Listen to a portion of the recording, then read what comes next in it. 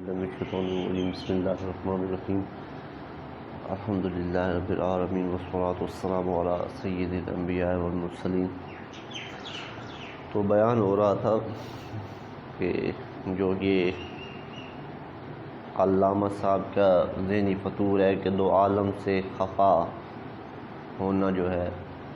خدا حشر میں کہہ دے یہ بندہ دو عالم سے خفا تیرے لیے ہے۔ ہم کہتے ہیں کہ دو عالم سے خفا ہونا یہ توحید کے خلاف ہے۔ ان میں اللہ تعالیٰ کے مقبولان بارگاہ اور عباد صالحین بھی موجود ہیں، چونکہ دنیا میں یعنی کہ محبت لازم و ضروری ہے، اور ان کی تعظیم و تکریم جو ہے وہ روح ایمان ہے اور جان اسلام ہے، اور ان ہستیوں سے عداوت اور دشمنی اور خدورت اور نفرت جو ہے وہ ایمان و ایقان کی بربادی ہے اور تباہی کا موجب ہے۔ لہذا توحید کی آڑ میں اتنی بڑی محرومی، ان اللہ کی پیاری ہستیوں کی محبت سے دوری جو ہے یہ برداشت کرنا عقل مندی کا تقاضا نہیں ہے، اور ایمان و اسلام کا بھی یہ تقاضا نہیں ہے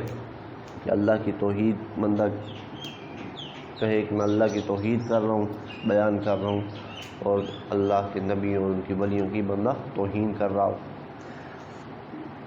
یہی بنیادی فرق ہے ان کے اور ہماری سوچ میں کہ وہ ان مقدس ہستیوں کی توہین، تحقیر اور کسر شان اور تفریط قدر کو توحید خداوندی کا لازمی تقاضا سمجھتا ہے۔ انجین یہ سمجھتا ہے کہ اللہ کے ولیوں کی گستاخی جتنی کرو گے، انبیاء کی جتنی توہین کرو گے، اتنا وہ اللہ کی توحید بیان ہوگی، اور ہم اللہ تعالیٰ کے ساتھ ان کی تقرب، ان ہستیوں کی اللہ کے ساتھ تقرب اور وصل والی نسبت کے تحت ان ہستیوں کی تعظیم، تقریب اور عزت اور توقیر کو توحید اور ایمان خالص کا لازمی تقاضا سمجھتے ہیں۔ ہم سمجھتے ہیں کہ توحید تب بیان ہو سکتی ہے جب اللہ کے نبیوں اور ولیوں کی عزت کی جائے، ان کی تعظیم و تکریم کی جائے، اور ان ہستیوں کی اطاعت اور بے ادبی اور توہین اور گستاخی کو ہم توحید اور ایمان کی بربادی سمجھتے ہیں۔ ہم کہتے ہیں اللہ کے ولیوں اور اولیاء کی جو توہین ہے، یہ توہین تو دین کی بربادی ہے، یہ توحید کی اور ایمان کی بربادی ہے، اور دنیاوی اور اخروی نقصان کا موجب و باعث ہے۔ تو اس کے بعد کہتے ہیں کہ لا الہ الا اللہ کہنے سے نجات ہے۔ اگر صرف لا الہ الا اللہ کا مطلب یہ لیا جائے کہ آگے محمد الرسول اللہ کی ضرورت کوئی نہیں ہے، تو یہ معنی و مفہوم غلط ہے، جیسا کہ یہ لوگ سمجھ رہے ہیں۔ کیا صرف لا الہ الا اللہ فلاح و نجات کے لیے کافی ہے؟ علامہ صاحب نے یہ روایت قولوا لا الہ الا اللہ تفلحوا ذکر کر کے یہ غلط تصور دینے کی صحیح کوشش کی ہے کہ فلاح و نجات کے لیے صرف لا الہ الا اللہ کہنا کافی ہے، اور رسالت پر ایمان اور کتابوں اور ملائکہ کی تصدیق اور قیامت اور تقدیر پر ایمان لازم نہیں، العیاذ باللہ۔ حالانکہ ان قطعی عقائد کا انکار تو دور کی بات ہے، صرف فرائض اور محرمات میں سے کسی کا انکار بھی کفر اور بے دینی ہے، اور توحید کا اقرار بھی اس صورت میں بے فائدہ اور بے اثر ہو جاتا ہے۔ حقیقت حال یہ ہے کہ لا الہ الا اللہ یہ عنوان ہے نبی کریم علیہ السلام کی رسالت اور آپ کے لائے ہوئے دین کا، اور جملہ عقائد اور فرائض اور محرمات وغیرہ کا اعتراف اور اقرار اس میں مندرجہ ہے۔ اس لیے آپ نے ارشاد فرمایا کہ اس امت دعوت کا کوئی فرد، حتیٰ کہ یہودی اور نصرانی ہی کیوں نہ، میرے متعلق سن لے پھر مر جائے اور میرے پر ایمان نہ لائے تو وہ ہمیشہ کے لیے آتش دوزخ میں رہنے والوں میں سے ہوگا۔ تو یہ بتا رہا ہے کہ لا الہ الا اللہ تو یہودی بھی پڑھتے ہیں، یہودی بھی ایک اللہ کو مانتے ہیں، لیکن ان کا ایک اللہ کو مان لینا کیا ان کی جنت میں جانے کے لیے کافی ہوگا؟ نہیں، فرمایا کہ جب تک وہ مجھ پر ایمان نہ لائیں وہ کبھی جنتی نہیں ہوں گے، ہمیشہ ہمیشہ کے لیے جہنم میں جائیں گے۔ اسی لیے وفد عبد القیس کو حکم دیا کہ اللہ وحدہ کے ساتھ ایمان لاؤ، اور پھر ان سے پوچھا اتدرون مل ایمان باللہ وحدہ، کیا جانتے ہو اللہ وحدہ لا شریک کے ساتھ ایمان کا مطلب کیا ہے؟ جب انہوں نے عرض کیا اللہ و رسولہ عالم، وفد عبد القیس نے کہا کہ اللہ اور اس کا رسول بہتر جانتا ہے کہ لا الہ الا اللہ کا کیا مطلب۔ تو ارشاد فرمایا شہادت اللہ الہ الا اللہ و ان محمد رسول اللہ، اللہ وحدہ کے ساتھ ایمان نام ہے لا الہ الا اللہ محمد رسول اللہ کا، یعنی اللہ کی وحدانیت کے ساتھ ساتھ میں محمد صلی اللہ علیہ وسلم کی رسالت کی شہادت اور گواہی دینا۔ من مات وهو يعلم انه لا الہ الا اللہ داخل الجنہ، جو شخص بھی اس حال میں مرے کہ لا الہ الا اللہ کا حتمی طور پر قطعی علم ہو تو وہ جنت میں داخل ہو جائے گا۔ تو علامہ ملا علی قاری نے اس کی شرح میں لکھا ہے وَهَذِهِ الْكَلِمَةُ عَلَمٌ لِكَلِمَةِ الشَّهَادَةِ وَلِذَا اُسِّرَ عَلَيْهَا، لا الہ الا اللہ کا کلمہ اور جملہ شہادت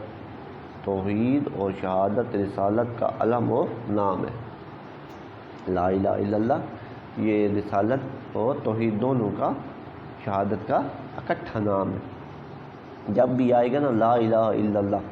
تو اس کا مطلب یہی ہوگا محمد رسول اللہ کے ساتھ شامل ہے۔ تو اس کے بعد فرماتے ہیں کہ حلاوت ایمانی سے لطف اندوز ہونے کے لیے اللہ کی توحید، اللہ کی محبت اور رسول کی محبت دونوں ضروری ہیں، اور ان میں سے ہر ایک کا الگ الگ ہونا یہ ناکافی ہے۔ یہ کافی نہیں ہے کہ کہیں کہ صرف اللہ کی محبت اور رسول کی نہ ہو یا صرف رسول کی ہو اللہ کی نہ، نہیں، بلکہ دونوں کا ہونا ضروری ہے۔ قرآن مجید میں اسی طرف اشارہ کرتے ہوئے فرمایا اے محبوب فرما دیجئے اگر تم اللہ سے محبت رکھتے قل ان کنتم تحبون اللہ فاتبعونی یحببکم اللہ، تو میری اتباع کرو اللہ تعالیٰ تمہیں محبوب بنا لے گا اور تمہارے سارے گناہ معاف فرما دے گا، اور اللہ تعالیٰ بخشنے والا بہت مہربان۔ تو ایک کی محبت دوسری کے محبت کے ساتھ متصل ہے، بلکہ خود قرآن مجید اس امر کا شاہد صادق ہے کہ انکار رسالت انکار توحید ہی ہے، کیونکہ اللہ نے سورہ انعام میں ارشاد فرمایا آیت نمبر 91 میں وَمَا قَدَرُ اللَّهَ حَقَّ قَدْرِهِ إِذْ قَالُوا مَا أَنزَلَ اللَّهُ عَلَىٰ بَشَرٍ مِّن شَيْءٍ، اور نہیں قدر پہچانی انہوں نے اللہ تعالیٰ کی، کیوں؟ جبکہ کہہ دیا کہ اللہ تعالیٰ نے کسی بشر پر کوئی شے نازل نہیں فرمائی۔ اب اللہ تعالیٰ نے اپنی قدر کو نبی کے ساتھ منسلک کیا، فرمایا نبی کا انکار کر کے انہوں نے میری قدر نہیں کی، حالانکہ ہو سکتا ہے وہ لا الہ الا اللہ پہ یقین رکھتے ہیں، جیسے یہودی رکھتے ہیں، یہودی کہتے ہیں کہ اللہ ایک ہے، لیکن حضور کا انکار کر رہے ہیں تو اللہ تعالیٰ فرما رہے وما قدر اللہ حق قدرہ، انہوں نے اللہ کی قدر نہیں کی جیسا اس کا حق تھا۔ علامہ صاحب کی عبرت کے لیے ان کے مسلم قلندری علامہ اقبال کا یہ شعر ان کی نظر کرتے ہیں کہ علامہ اقبال اس بات کو سمجھ گیا ہے، وہ کہتا ہے بمصطفیٰ برساں خویش راہ کہ دی ہم اوز گر بہو نہ رسیدی تمام بولا بست، کہ اگر مصطفیٰ تک پہنچ گئے تو سب پا لیا، اور اگر حضور تک نہیں پہنچے تو یہ سارے کا سارا ابو لہب، یہ ساری کی ساری ابو لہب ہی ہے، ابو لہب کا نظریہ کی پیروکاری ہے، حضور کے پیچھے چلنا نہیں۔ تو ان لوگوں کا جو عقیدہ ہے انجینئر صاحب کا اور ان کے پیروکاروں کا اور ان کی سوچ والوں کا، یہ جوش توحید میں اقوال اور نظریات جو شروع سے چلتے آ رہے تھے ان کے بھی مخالف ہوئے کھڑے ہیں، اور ان کی اسلام کی جو بنیادی عقائد ہیں ان کو بھی الٹنے کے درپے ہوئے کھڑے ہیں۔ ایک سوال کیا گیا کہ جب رسول اللہ صلی اللہ علیہ وسلم کی محبت عین خدا کی محبت ہے، بلکہ جمیع اہل اللہ کی محبت بھی عین خدا کی محبت ہے، پس مراد اس تعلیم میں یہ ہے کہ جو محبت خدا تعالیٰ سے تعلق نہیں رکھتی ان کو پس پوچھ ڈالا جائے، سوال یہ ہوا کہ ہم لا الہ الا اللہ کہتے ہیں، اور درویش اور صوفیاء جو ہیں وہ کہتے ہیں جب لا الہ آئے نا ذہن میں لا الہ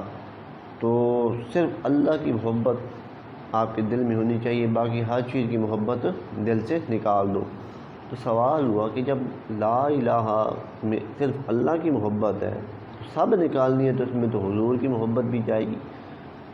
اس کے پیاروں کی محبت بھی نکل جائے گی۔ تو اس کے جواب دیتے ہیں کہ لا الہ جب کہنا ہے تو سب کی محبتیں نکالنی ہے، لیکن اللہ کی محبت، اس کے رسول کی محبت اور اس کے پیاروں کی محبت یہ عین اللہ کی محبت ہے، ان کی محبت بھی اللہ ہی کی محبت ہے۔ بس مراد اس تعلیم میں یہ ہے کہ جو محبتیں اللہ تعالیٰ سے تعلق نہیں رکھتی وہ نکالنی ہے۔ شیخ کی محبت، پیر کی محبت اور نبی کی محبت یہ تو اللہ کی محبت کا حصہ ہے، یہ تو اللہ کی محبت کا یہ تو ادھر ہی لے کے جا رہی ہے، یہ تو عین خدا کی محبت ہے۔ اب کوئی اشکال نہیں، گویا سننے مطلوب یعنی اس وقت تک تو ہمارا یہ عقیدہ تھا کہ اللہ، اس کے نبیوں، اس کے ولیوں کی محبت ایک ہی طرف لے کی جاتی ہے، اللہ ہی کی طرف لے کی جاتی ہے۔ اور آج کل یہ جاہل طبقہ جو اٹھ کھڑا ہوا ہے ان کے نزدیک کیا ہے کہ اللہ الگ ہے اور اس کے نبیوں اور ولیوں کی محبت جو ہے اس کو انہوں نے اللہ کی محبت سے الگ کر دیا۔ یہ سمجھتے ہیں کہ ادھر محبت کرو گے تو اللہ کی توحید بیان نہیں ہو سکتی، یہ ان دونوں کو ایک دوسرے کے متناقض سمجھتے ہیں، اسی وجہ سے یہ توحید و رسالت کے مسائل پیدا ہو رہے ہیں۔ اگر یہ لوگ سمجھتے کہ عشاء کی محبت، اولیاء کی محبت اور انبیاء کی محبت یہ اللہ کی محبت تک لے کے جائے گی اور اللہ کی محبت کا عین ہی ہے تو یہ مسائل پیدا نہ ہوتے۔ اللہ تعالیٰ سے دعا ہے اللہ تعالیٰ عمل کی توفیق عطا فرمائے۔ اس طرح کی مزید اسلامک ویڈیو کے لیے ہمارے YouTube چینل کو سبسکرائب کریں اور ساتھ میں بیل آئیکن کو کلک کریں تاکہ ہماری روز کی آنے والی نوٹیفیکیشن آپ کو مل سکیں۔